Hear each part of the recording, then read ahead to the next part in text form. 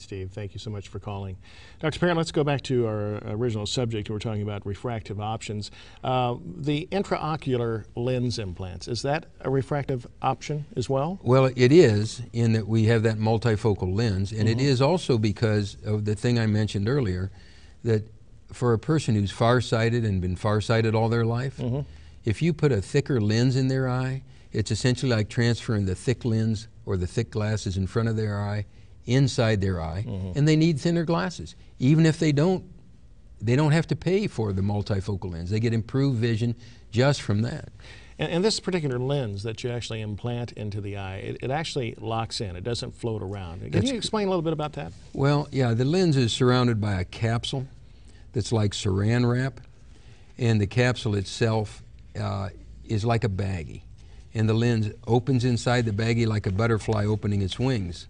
And that specifically improves the opportunity. In fact, if we look at item 9 on our information sheet, that's an actual picture of a lens. And if you see the center lens, it's kind of round like a droplet of water or something, and it has two little arms on the edge of it. These small arms unfold into the original saran wrap capsule or bag, and then the bag, as your eye heals, just actually adheres to it. That bag has no blood vessels in it, and therefore it adheres to it. It doesn't have an immune response. There's no rejection, and it's held there indefinitely, just as your original lens was. Wow. See, that's fascinating. That's just truly fascinating. Yeah, it's really a great thing. Yeah. Let's go to line 1 with Dorothy. Thank you for being on hold for a short time, Dorothy. Go ahead with your question. My question is there any help for constant tearing in the eyes? I've had cataract surgery, and I do have some glaucoma, but I just have this constant tearing. Yes, Dorothy, there is help for constant tearing, but the first thing you have to do is determine what's the cause of the tearing. Is it the fact that your outflow system doesn't work well? In some people as they age, it's the fact that their tears just get thinner and thinner. Your tears are made up of mucus, oil, and water. And the mucus actually adheres to your eye, holds the water on your eye, and the oil on the surface keeps it from dehydrating. And in certain people, one component of that becomes deficient, and therefore the tears roll off their eye like water off a duck's back. In other people, it actually is the drainage system that's clogged up. So what you need to do is have a test like a Schirmer's test or a tear function test, and have people look at your drainage system and see what's going on. And if you had cataract surgery and you have glaucoma, you're taking medicine for that, I'm sure your doctor could take a look at those things and address those. There are also people who deal with that specifically. They're plastic ophthalmic surgeons who deal with drainage systems. And so there certainly is an option to get improvement with that, but you have to first go to somebody who's going to take it seriously and try to make the appropriate diagnosis. All right. More great questions in the wings. In fact, we'll go to line 2 with Carl. Carl, thank you for calling. Your question for Dr. Parent, please. Doctor, I had cataract removal a couple years ago, and I have glaucoma.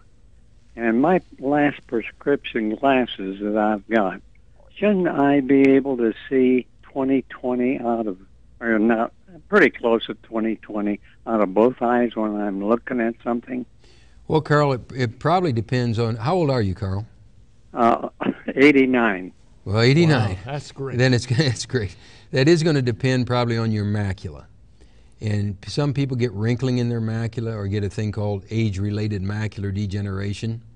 And if their macula or the visual part of your retina has a little bit of aging in it, you may not be able to see 20/20. And some people see well in one eye and have macular degeneration in only the other eye and don't see as well out of the other eye. So it would probably depend on your retina primarily. If you've had your cataract removed and you have a good cornea, then your glasses would allow you to see 20/20 if your retina was good. All right, Carl, thank you very much. Thanks for calling HealthLine tonight. Line 3 with Ronald. Hello, Ronald. Go ahead with your question. Yeah, I've got macular degeneration. The doctor that saw me said that it wasn't bad enough to warrant an operation at that time, but my vision is getting worse, and I was wondering at what point does it warrant an operation, and would that even do any good? I'll hang up and listen. Okay, Ronald. One of the big things with macular degeneration is whether it's called wet or dry. Dry macular degeneration is a slow degeneration of the macular area or the center of vision in the retina.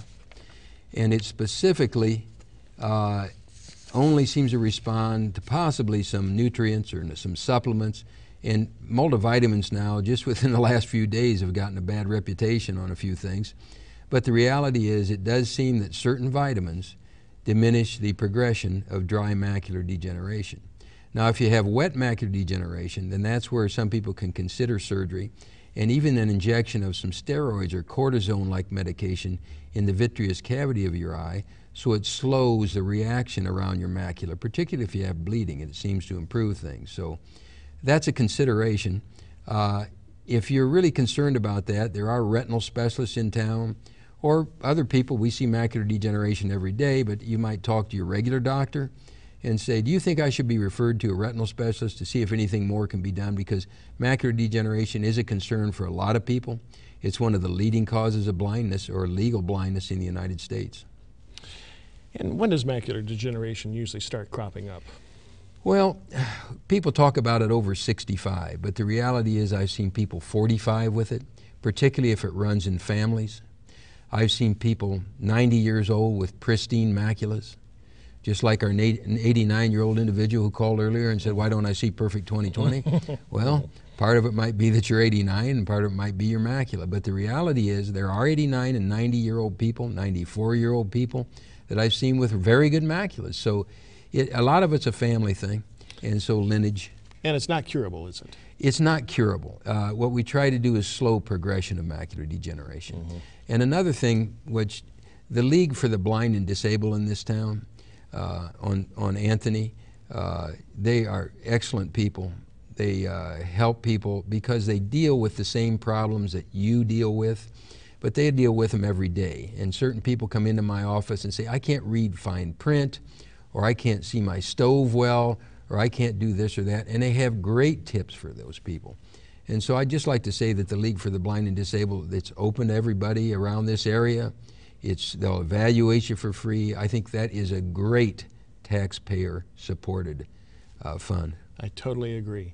Let's spend the last few minutes here in the program, unless we get another phone call coming in, but talking about diabetes and the threats that diabetes can present to not only the older, but also the younger when it comes to our vision. So some of those things that we should be aware of and especially talk about with our doctors. Yeah, diabetes is a very, very important consideration when we're dealing with people, and we deal with diabetics every day. And if we can look at 19 in our slides, diabetes on the left, it'd be essentially a normal, healthy retina. And diabetic retinopathy causes blood vessels to form abnormally within the eye. And when they form abnormally within the eye, many times people will use these steroids that I talked about a little earlier, or if we go to slide 20, they'll use laser treatment, and it's been found that a combination seems to work well. Some of the steroids can raise your pressure and cause a type of glaucoma.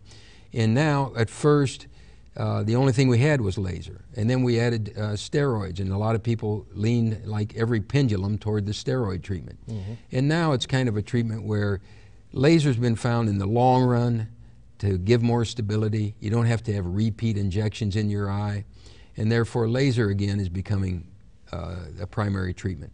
But the thing that needs to be done in any diabetic, what I tell all my patients is anything that tastes good, spit it out, which really isn't funny, but it's kind of the way diabetes works. But the reality is they need to take their health care seriously. They need to eat seriously. They need to exercise every day. And particularly 5 days a week or 6 days a week has been found to be an optimum time. But if you just exercise a half hour, and a mild walk with a friend is probably the best exercise you can do, or a rapid walk with a friend. Depends on the health of your legs and things.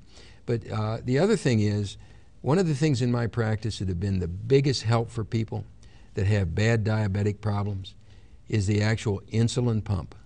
And for some reason, either people are afraid of it, insurance won't pay for it, or doctors are unfamiliar with it and a little insecure with it. But the insulin pump in my severe diabetics has changed their life and made their life significantly better. That's wonderful news. We have a couple more minutes left to talk about another issue that does affect eyesight, high blood pressure. Absolutely. It affects it very similarly to diabetes. And what it causes is problem with the blood vessels in your eye, just as diabetes does. Diabetes causes blood problems because the vessels themselves become leaky, much like having a hose that you use to water your lawn that has little openings in it. And they just start to leak from endothelial changes within the blood vessel itself. And high blood pressure, the vessels become smaller and thinner, and actually at certain areas where they cross, they can cause bleeding, they can shut off, they can have a stroke-like situation. So hypertension is also definitely something that you have to take care of. And the combination of diabetes and high blood pressure is a very difficult thing to handle. It's tough for patients, it's tough for the doctor. But again, I think taking things seriously, trying to eat as well as you can, trying to keep your weight as low as possible, and I'm certainly not an example of being a professional at that, but I try to watch my weight and watch what I eat, and I think everybody needs to do that to some extent, and that'll improve their health. And I think we see this all over. You know, we talk about eating fruits and eating nuts and eating vegetables and maybe some healthy meat like chicken, but I think protein and fruit, nuts, vegetables is a big benefit for most people, and particularly diabetics and even people with high blood pressure. But people with high blood pressure, if your blood pressure is high enough, you absolutely need to see your physician and try to lower your blood pressure to reduce your risk for stroke as well as eye problems. All right. About a minute left in the program, Dr. Parent. What do you see on the horizon as far as technology changing the way we treat vision? Well, in about 2 weeks, I'll be at the American Academy of Ophthalmology. I haven't ever missed one in my entire practice career. And that's where we hear things, and even though it's called the American Academy of Ophthalmology, people from around the world come here. Until the FDA started jumping on everything, we used to be the leading source for everything in ophthalmology. Now some other countries have taken the lead, but at least we get to hear what they're doing here and trying to get FDA approval for certain things. But definitely the implants are improving. The treatment for diabetes is improving, and the treatment for macular degeneration is improving. And when you come back from the conference and so forth, and next time you're on the show, can't wait to hear an update. Sounds great. All right. Thank you very much for Thank your you. time tonight and your concern. We're going to be back next week at 7:30 for HealthLine, minimally invasive surgical techniques with Dr. Chris Stroud, OBGYN. Jennifer Blomquist will be your host. Until then, of course, everyone here at PBS 39 wishes you the best of health always, and I really, truly appreciate your well wishes as well. And we'll see you in the near future. Thank you and good night.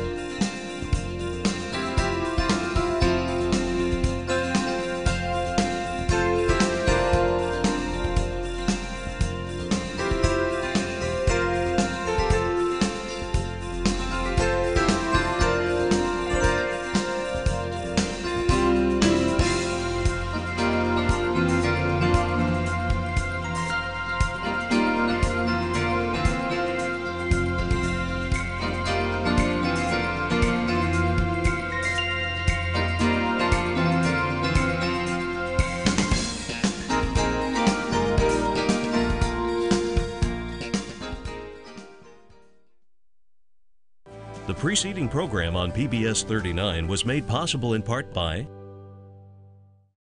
The Eye Center of Fort Wayne is devoted to eye care. Dr. Rex Parent, along with medical optometrists James French, Paul Gill, and Gregory Zink, specialize in medical and surgical eye care. For refractive treatment, the Eye Center of Fort Wayne utilizes technology such as Bausch & Lomb custom LASIK and multifocal refractive lens exchange. More information is available at 424-5656 or drparent.com.